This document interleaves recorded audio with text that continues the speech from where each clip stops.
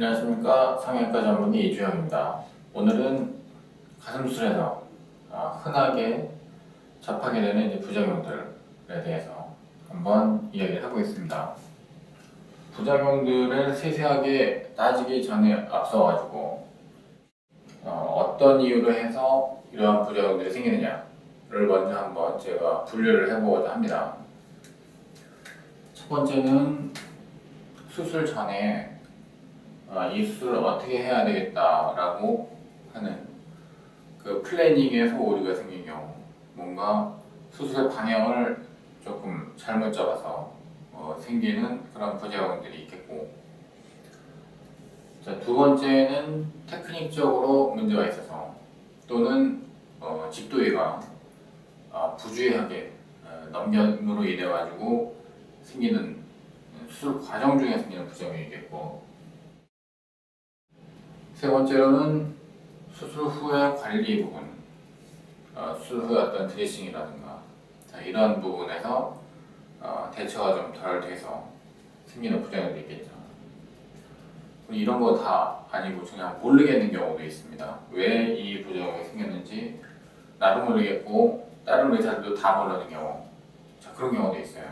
자, 그러면 요것 하나하나를 갖다가 가만히 보면은 대부분의 사람들이 많은 부작용들은 여기에서 생길 걸로 생각들을 많이 하죠.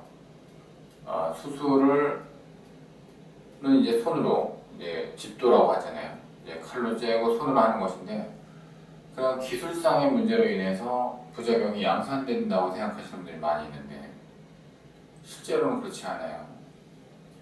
제가 생각할 때는 오히려 여기에서 가장 많은 부작용들이 생길 가능성이 시작되는 겁니다.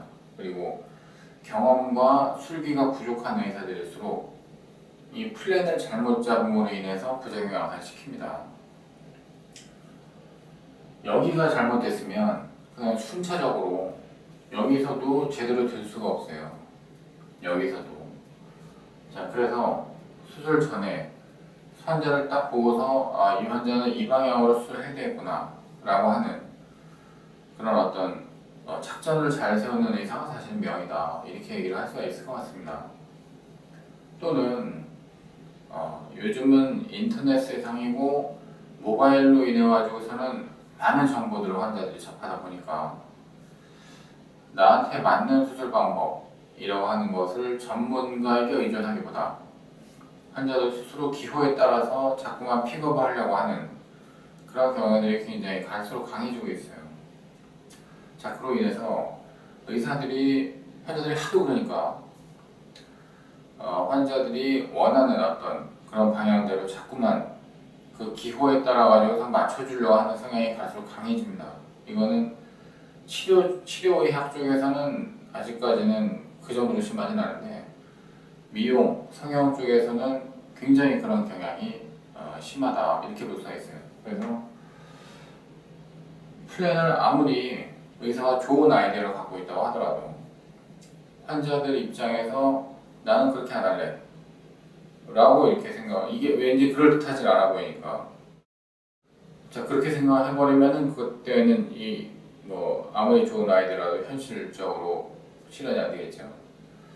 자, 그러면 이제 대부분의 또 이제 많은 의사들은 이런 소비자들, 결국 환자들 몸을 건드리는 것이니까 환자들 본인의 어떤 의견을 무시할 수가 없습니다. 그럼으로 인해서 최선을 내버려두고 자꾸만 차선이나 그 이하의 그런 방법으로 더 그럴듯할 만한 방법, 환자를 설득하기 좋은 만한 방법, 그런 쪽으로 자꾸만 이제 가버리게 되는 그런 경향이 또 생깁니다.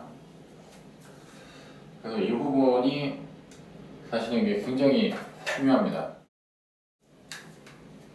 그리고 3번의 경우는 거의 모든 경우에 이것도 잘못되고 이것도 잘못되는데 3번에서라도 어느 정도 잘 잡으려고 또 이렇게 노력을 하면은 그나마 또 이제 본전을 건질 수 있는 그런 뭔가 완전히 종착역까지 가지 않은 상태에서 조금 늦었더라도 좀 되돌릴 수 있는 어느 정도는 이제 그런 것이 3번이에요. 그래서 수술 후에 의사가 환자의 상태를 보고 모든 부작용은 의사가 신이 아닌 이상 막을 수 없는 것들이 생기거든요. 그러면 이거는 좀 잘못됐구나 라는 것을 의사가 느꼈을 때 놓치지 말고 거기에서 조금이라도 되돌리려고 또 노력을 하면 어느 정도는 바로잡을 수가 있는 그런 것이 술후 관리라는 부분입니다. 이건 시기를 놓치지 말아야 되고 의사가 항상 정신을 차리고 있어야 되죠. 자, 일단은 그러면은 이렇게 부작용이라고 하는 것이 양산되는 그런 경우의 수를 갖다가 한번 이렇게 머릿속에 넣어보시고 흔한 부작용들의 사례에 대해서 종류에 대해서 한번 쭉 요약을 한번 해봤는데 보통은 인터넷을 보면은 부작용들 가슴수의 부작용은 구축, 파열, 염증 이런 것들이 굉장히 많이 나와요. 실제로 수술을 해보면 언뜻 봐가지고 구축, 파열, 염증이 굉장히 많을 것 같지만 그렇지 않거든요. 굉장히 드물어요. 가면 갈수록 옛날에 비해서 많이 드물어지고 있다라는 생각이 듭니다. 실제로는 그러면 더 많은 부작용들은 어떤 것이냐? 구축이나 파열 같이 심각하지 않고 약간 소소한 그런 부작용들이 자리를 메꾸고 있어요, 요즘은. 그래서 제가 이제 첫 번째로 꼽은 거는 바팅아웃이라고 해서 밑빠짐 현상이에요. 이 밑빠짐 현상은 가슴이 이렇게 있으면은 보형물이 이렇게 자리를 잡고 있어야 되는데 이게 밑주름살이죠. 유방이 끝나고 그 밑에는 이제 밑으로 내려가 뱃살이 되는데 이 보형물이 이 위치에 있지 않고 이 밑주름선보다 더 아래쪽으로 내려가 있는 경우가 되겠습니다. 자, 이런 경우에는 유방을 옆에서 봤을 때 유두가 정상을 보고 있지 않고 정면을 보고 있지 않고 더 위쪽을 향하게 됩니다. 그래서 이것이 전무덤이 이렇게 있으면 전무덤의 가장 높은 부분 피크가 되는 쪽에 유두가 위치해야지 맞는데 피크보다 조금 더 높은 부분에 위치하게 되는 것이 밑빠짐 현상의 특징이고요. 이거하고 정확하게 반대 방향에 있는 것이 윗볼록이에요. 윗볼록은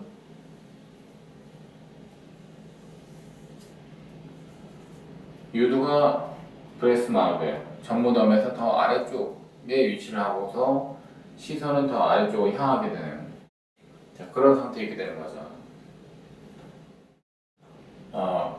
밑빠짐 증상이 많이 양산되는 이유가 뭘까? 저는 가만히 잠깐 생각해봤는데 겨드랑이 절개를 통해 가지고서 가슴수술을 할 때 충분한 경험이 없이 수술을 하다가 보면은 아래쪽으로 갔다가 방지하기 굉장히 어려워요. 자, 기구는 여기에서 들어오는데 이 가까이는 방지하기가 쉽거든요. 손도 움직이기 편하고 시야도 이제 열리기 때문에. 근데 이쪽으로 올수록 시야는 힘들고 조작도 어려워요. 자, 내시경을 보면서 수술을 할 때 그때도 이 아래쪽은 항상 컨트롤하기 어려운 부분이기도 해요. 그리고 출혈이 한 번 나면 또 그걸 잡기도 어렵고 그래서 아래쪽을 박리를 하다가 좀 포기하는 경우가 있어요. 자, 이럴 때는 윗볼록이 되는 거죠. 보형물이 충분히 밑에까지 못 내려가고 위쪽에 머무르게 되니까. 근데 예전에는 겨드랑이를 하면 윗볼록들이 참 많았었는데 요즘은 그게 아니고 반대로 이 아래쪽에 있는 근육층 이거를 내시경을 기구를 통해 가지고서는 절개를 하고서 그 밑에 쪽으로 이제 보형물을 내려줘야 되거든요. 그렇게 하지 않으면 전부 윗볼록이 됩니다. 자, 근데 그 과정을 수행하는 데 있어가지고 그 아래쪽에 있는 근육을 갖다가 터뜨리는 데 있어가지고 너무 많이 가버린 경우가 있어요. 넘어가게 되면은 그러면 윗볼록이 아닌 바팅아웃, 밑빠짐이 되는 겁니다. 내시경으로 아직 수술을 하지 않고 겨드랑이 절개를 하지만 그냥 기구를 통해 가지고 꼬챙이 같은 이제 긴 기구를 통해서 힘으로 이제 아래쪽을 떼주는 식으로 수술하시는 의사 선생님들도 아직도 많아요. 미국에도 그런 사람들이 아직 많고 또 한국에도 많습니다. 좀 전통적인 어떤 방법이라고 사실 할 수가 있어요. 자, 그 블라인드 테크닉인데 기구로 내시경 안 쓰고 터버렸을 때 그때는 이게 윗볼록이 될지 밑빠짐이 될지 그걸 알지는 못해요. 왜냐면은 힘으로 틀 때는 이게 해부학적인 구조가 어디까지 왔는지가 그냥 감으로만 느끼고 눈으로 확인을 못하기 때문에 그래요.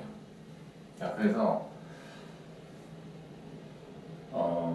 기구를 통해 가지고서는 강하게 막 터트리는 쪽으로 이렇게 자꾸만 가다가 보면 밑빠짐이 이제 돼버리는 것이고, 겁이 나가지고는 좀 슬슬 하다가 보면은 밑볼록이 되는 것이고, 그렇게 됩니다. 겨드랑이 쪽으로 할 때. 근데 하여튼 요즘은 제가 요즘 와가지고 놀라는 거는 재수 환자를 접수를 하다 보면은 예전에 윗볼록이라고 이걸 해결해 달라고 오는 환자들 많았는데 요즘은 아래쪽으로 빠졌다, 밑빠짐 때문에 그거를 어떻게 좀 해결해 달라고 오시는 분들이 많아요.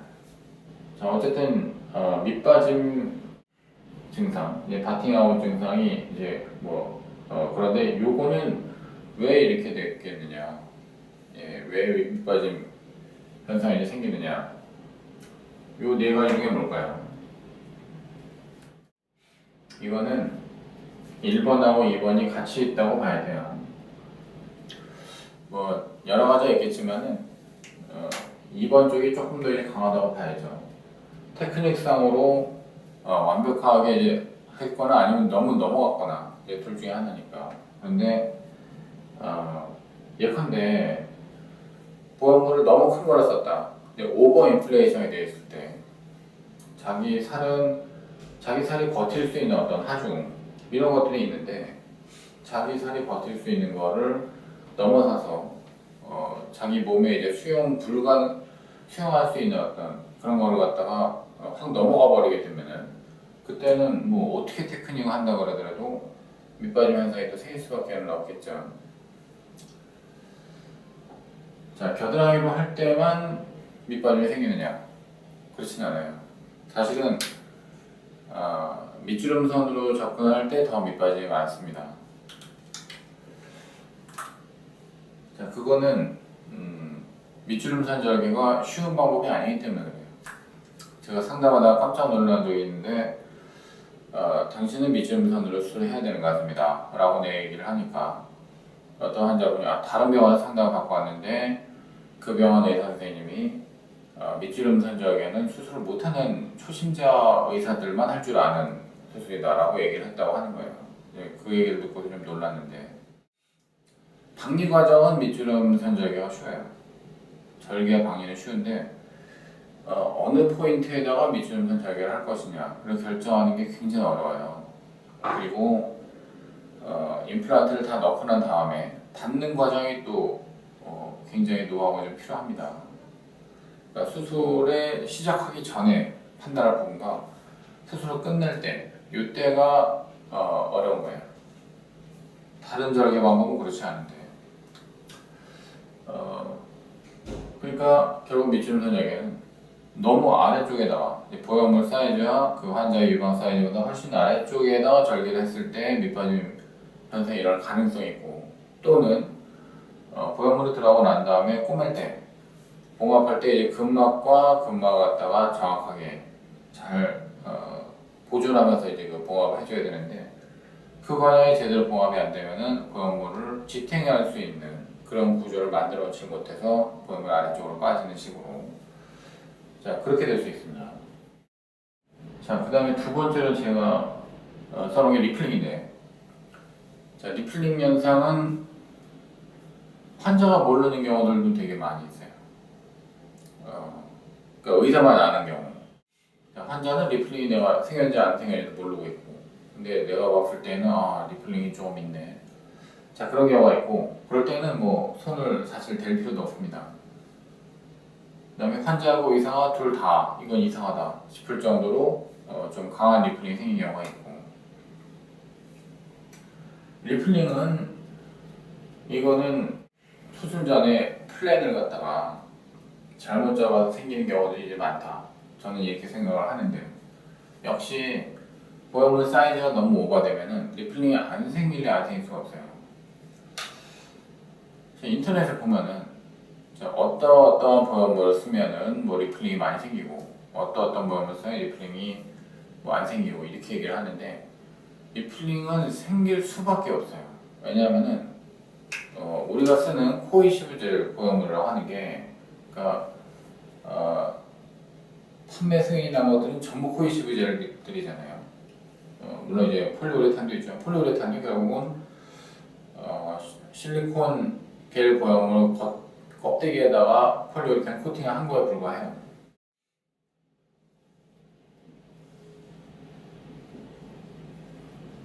이렇게 껍데기 속안에다가 준 액체 상태의 젤을 채우는 것이기 때문에 얘네는 유동성이 있어요. 완전한 액체는 아니지만은 준 액체 상태로 부들부들하게 이제 흐르기도 하고 이런 것들이기 때문에 물론 이제 거미배어라고 그래가지고서는 이제 5세대 실리콘젤 뭐 소위 그래서 응집성이 굉장히 높아진 이제 그런 겔에서는 사실 이렇게 흐르는 부분들은 많이 완화되긴 했지만 그렇다고 하더라도 젤은 이렇게 그걸 어떻게 이제 세우느냐에 따라 가지고서는 어디로 몰리고 여기로 몰리고 이제 이렇게 되기 때문에 자 몰리는 부분이 생기고 만약에 보형물이 이렇게 나와서 이쪽으로 다 몰렸다 그러면 여기는 껍데기가 비어 보이니까 비어지게 되니까 껍데기가 이렇게 우글우글하게 되는 수밖에 없어요. 그 우글우글한 게 피부를 통해 바깥에서 비쳐 보이게 되면 그게 리플링인데 이렇게 준 액체 상태의 실리콘 젤을 쓰면서 리플링이 생길 가능성이 0%로 만드는 것은 불가능합니다. 물론 이제 거미배어 이제 어떤 폼스텝을 이제 높은 보형물을 갖다 쓴다고 하면은 리플링이 생길 가능성을 좀 완화시킬 수 있겠지만 여기서 모순되는 게 한 가지 있어요. 보형물이 폼 스테빌리티 강하다라고 하는 것은 응집성이 세다는 얘기고 그만큼 단단해지거든요. 만져봤을 때. 그러면 리플링이 생길 가능성이 높은 남자들은 아주 마른 사람들, 살이 얇고 패도 별로 없고 이런 사람들이 리플링 현상이 생길 가능성이 높아요. 그러면 그렇게 씬한 아주 날씬한 환자들에서 거미배어, 폼 스테빌이 강한 보형물을 쓰게 되면 어떻게 되겠느냐? 굉장히 보형물의 어떤 딱딱한 느낌 이런 것들은 환자가 이제 불만족스럽게 느낄 수가 있어요. 그러니까 리플링이 안 생기게 하겠다고 폼 스테이블 단단한 보형물을 이제 또 이와 같이 마르시는 환자분들한테 막 권하기가 조금 또 이제 힘들어진다는 거죠. 왜냐면은 리플링이 안 생기는 것도 중요하지만 가슴 만져봤을 때 또 딱딱하면 되게 싫어하거든요 환자분들이. 자 이런 부분들 때문에 환자분 한 분 한 분마다 이제 개별적으로 선택이 다 달라질 수가 있는 거예요. 어쨌든지 뭐 거미배어를 쓴다고 하더라도 역시 이와 같은 면에서는 극단적으로 마른 환자분들은 또 리플링이 생길 수가 있고 한데 리플링을 이 너무 생길 것 같고 또 환자분이 리플링에 대해서 너무 무서워하고 이제 이런 경우라면 사실 보형물 사이즈를 줄이는 수밖에 없습니다. 뭐 폼 스테이블을 쓴다고 해도 리플링이 생길 테니까 사이즈를 갖다 줄이면 줄일수록 이거는 안 생기는 거예요. 그런데 자, 살은 없고 몸은 말랐고 아주 날씬한 환자분인데 사이즈는 왕창 크게 하고 싶어하고 촉감도 좋아야 되고 자 이렇게 얘기를 하면은 자, 의사 입장에서 굉장히 괴롭죠. 그거는 방법이 없거든요. 그건 리플링이 생길 수밖에 없어요. 그러면 어느 정도 이제 사이즈는 좀 사이즈 다운을 좀 감소를 시켜야 되고 또 보형물도 잘 골라야 되고 뭐 이런 부분들이 이제 생기긴 합니다. 그래서 이런 부작용이 생기는 이유는 플랜에 있어서 환자분하고 이제 좀 깊은 소통을 사실 나눠야 돼요. 이런 부분에 대해서 가감 없이 정확하게. 그래서 환자분들이 이 미용 수술 상담에 있어가지고서는 내가 돈을 내고 수술을 하겠다고 하는데 선생님은 왜 안 좋은 얘기를 자꾸 하느냐. 이 부분을 되게 기분 나쁘게 생각하시는 환자분들이 있는데, 수술하고 난 다음에 양산될 가능성 있는 부작용이 있다 라고 하는 거는 돈 많이 받으면은 숨기고 돈 적게 받으면 얘기하고 이런 부분은 아니에요. 그러니까 환자가 의사한테 지출하는 그런 그 돈은 내 몸에 문제가 안 생기게끔 이걸 해달라 라는 의미의 어떤 안전성, 이런 부분들이 안전성을 보장받기 위해서 그런 부분의 어떤 성격이 굉장히 큰 건데, 이런 부분 니플링이든 밑빠짐이든 이런 부분에 대해서 의사가 얘기를 안 하면 안 돼요. 사실은 그거는 백화점에서 물건 고를 때 하고 좀 달라요. 내가 돈을 많이 내면은 비싸면 비싼 만큼 더 좋은 백을 갖다 내가 사는 거니까, 수술도 돈 많이 내면은 내가 부작용도 없이 내가 원하는 건 다 할 수 있겠지, 이렇게 생각을 하시는 분들이 있다 그러면은 굉장히 그거는 의료 행위에 대해서 생각을 잘못하고 있는 거예요. 자, 이제 세 번째, 더블 라인이라고 하는 게 있는데, 이걸 설명을 드리려면은 굉장히 해부학적으로 3차원적으로 얘기를 해야 되기 때문에 쉽지는 않은데, 가장 간단하게 얘기를 하면은 가슴이 생겨 있는 모양을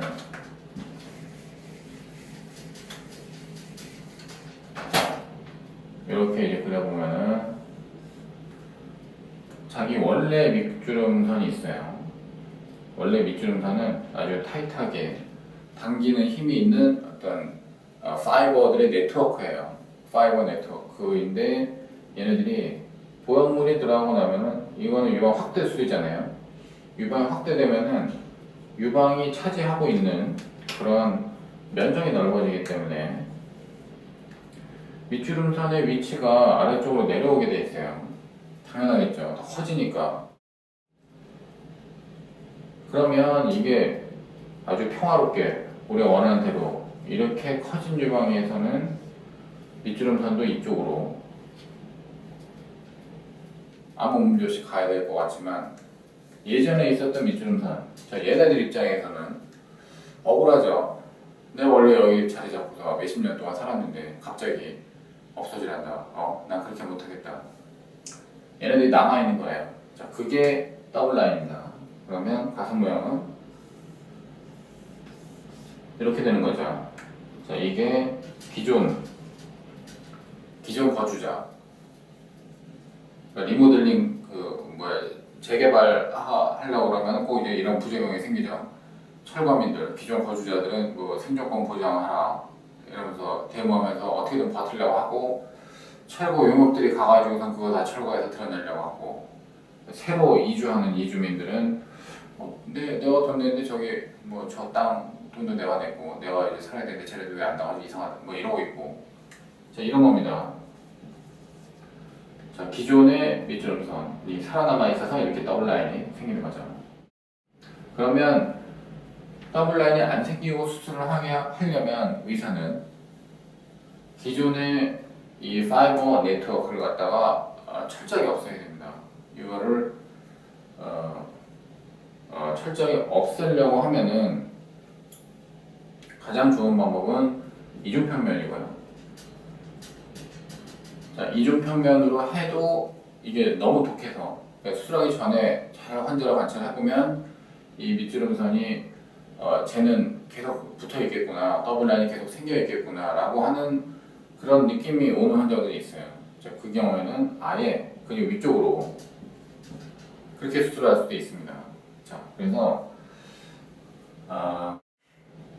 더블 라인이 생기는 원인에 있어가지고 중요한 거는 물론 이 테크닉의 어떤 부주의, 철저하게 이런 파이버러스 네트워크를 갖다가 해결하지 못해서 그렇게 깔끔하지 못하게 수술을 끝내서 이제 더블 라인이 생기는 경우도 있지만, 처음에 플랜을 잡을 때 그냥 근육 아래쪽으로 이거는 그냥 무심하게 남들 다 하는 것처럼 그렇게 하면 되겠지 라고 생각할 때, 안이하게 생겨할 경우에 플랜 오류로 인해서 더블 라인이 생길 가능성도 있어요.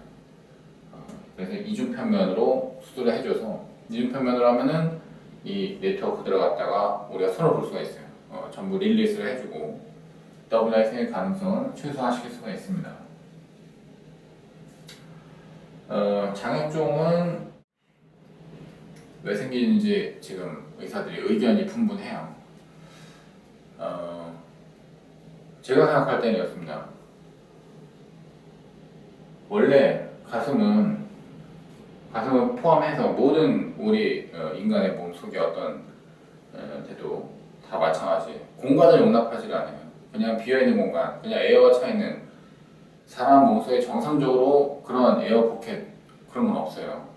다 피가 차있든지 살이 차있든지 팻이 차있든지 근육이 있든지 장기가 있든지 뭐든지 있습니다. 물론 이제 소화기관 내에는 에어가 들어가 있죠. 근데 그거는 이제 일시적으로 그런 것이고 에어가 또 나가고 없어지고 소멸되고 이렇게 되니까요.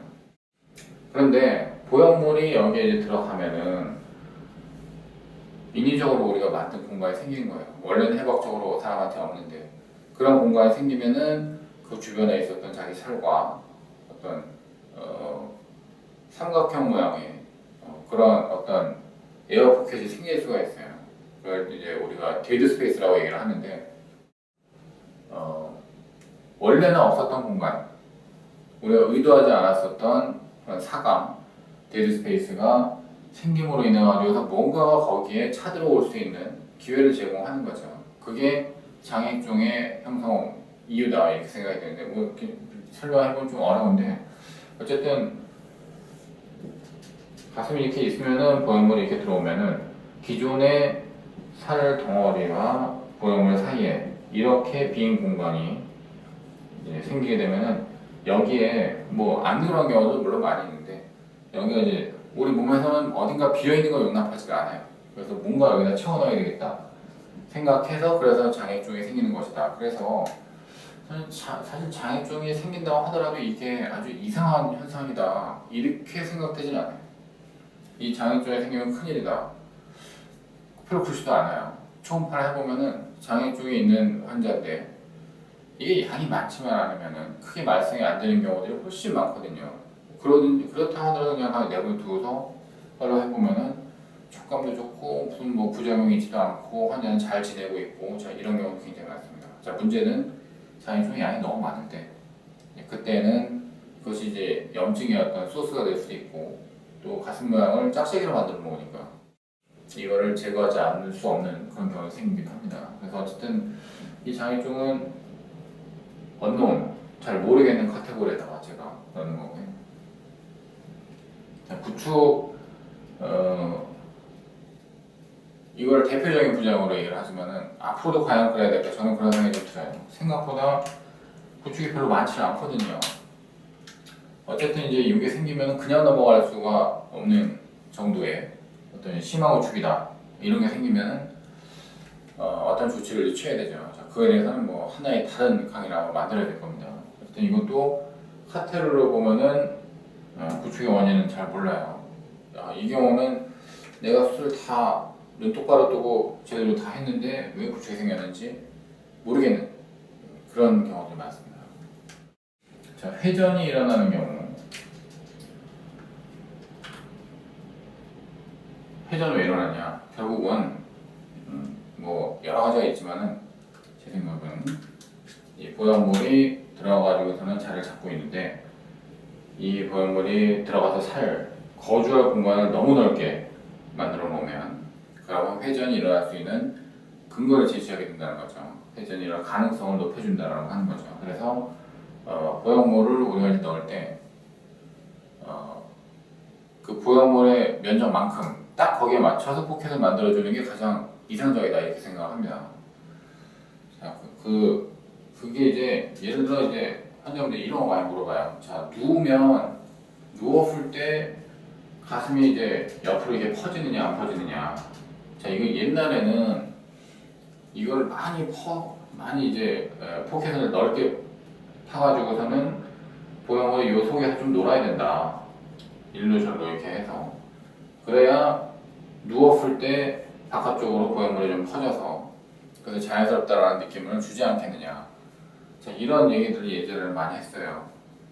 환자분들이 이제 그런 걸 갖다 자꾸 얘기를 하니까 그래 그거에 맞춰줄게. 근데 자, 이렇게 했을 때 회전이나 장애종 이런 것들이 만들어질 수 있는 그런 이유로 갖다 양산을 하는 겁니다. 그래서 자, 누웠을 때 가슴이 나는 많이 커졌으면 좋겠다. 자, 이런 그 어떤 환자분들의 요구 사항을 갖다가 만족시키기 위해서 이렇게 포켓을 만들어 버리는 거는 어떤 수술의 테크닉적인 어떤 이제 오류를 갖다 양산하는 그런 이유가 되는 겁니다. 그래서 저는 뭐 그런 부분에 있어가지고서는 충분히 이제 말씀 좀 드리는 편이에요. 자, 그다음에 마지막으로 또 말씀드린 건 이것도 심심찮게 보는 건데 가슴이 너무 몰려 보이는 경우가 있어요. 자, 보형과 사이에 너무 가까워져 있고 자, 이 경우는 환자분들이 내가 가슴이 몰려 있다라고 하는 걸 인지를 못 하시는 경우들이 많이 있어요. 자, 가슴이 너무 떨어져 있다. 뭐 속칭 뭐 고속도로가 생겨 있다. 자, 그런 거는 어떻게 보면은 해결할 방법들이 다 있어요. 가슴이 반대로 너무 몰려 있다. 자, 이 경우는 해결할 방법이 없는 경우들이 많이 있습니다. 그래서 이런 심마스테아, 가슴이 너무 몰린 부작용이 생기지 않도록 의사가 굉장히 신경을 써야 되는데, 자, 이거는 수술 전에 어떤 플랜, 이것도 역시 너무 큰 부양을 쓰면 양산될 가능성이 있고, 테크닉적으로 안쪽에다가 이제 너무 많이 이제 손을 놨을 때 박리를 갖다가 안쪽으로 이제 너무 많이 가게 되면은 역시 이제 이렇게 몰려 보일 수 있는 가능성이 생겨요. 근데 이렇게 되면은 한 번 그렇게 이제 터버리면은 그 다음에 그걸 다시 정상적으로 메꾼다고 하는 건 굉장히 어려워지기 때문에 자, 환자들 입장에서도 맨날 이제 고속도로가 안 생기려면 어떻게 되냐 저한테 여쭤보는데 그 반대의 경우가 사실은 훨씬 더 위험한 부작용이다라고 하는 거를 또 좀 설명을 드리고 싶었어요. 자, 오늘은 가슴 수술에서 어떤 흔한 부작용들 상식적으로 의사들도 상식적으로 이제 이 부작용들이 가장 많다라고 생각하고 있었던 것들보다 진료를 해보니까 또 이제 재수술 상담을 해보니까 실제로는 그게 아니고 좀 다른 부작용들이 예전에 비해 가지고 많아지고 있구나 라고 하는 걸 느끼게 돼서 저도 이 부분에 대해서 좀 연구를 하고 있는 편인데요. 어쨌든 그 부작용이 생기는 원인들 그거에 대해서 한번 강의를 하고 왔습니다. 자, 여기서 마치겠습니다. 고맙습니다.